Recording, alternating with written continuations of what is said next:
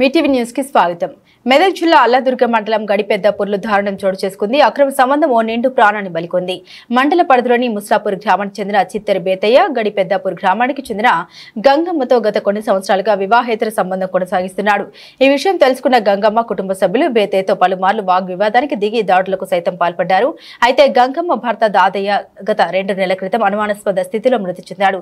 గంగమ్మతో బేతయ్య అక్రమ సంబంధానికి అడ్డుగా ఉన్నాడని నేపథ్యంలో దాదయ్యను బేతయ్య చంపి ఉంటాడని దాదయ్య సోదరులు అనుమానాన్ని వ్యక్తం చేశారు.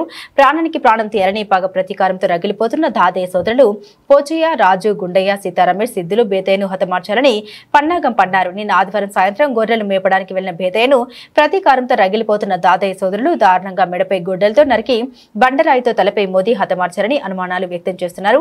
పొద్దుల మధ్య విగత జీవిగా పడి ఉన్న బేతయ్యను చూసిన స్థానికులు పోలీసులకు సమాచారం అందించడంతో ఘటనా స్థలానికి చేరుకున్న పోలీసులు కేసు నమోదు చేసుకుని దర్యాప్తు నిర్వహిస్తున్నారు. మృతదేహాన్ని పోస్టుమార్టం నిమిత్తం ప్రభుత్వ ఏరియా ఆసుపత్రికి తరలించారు.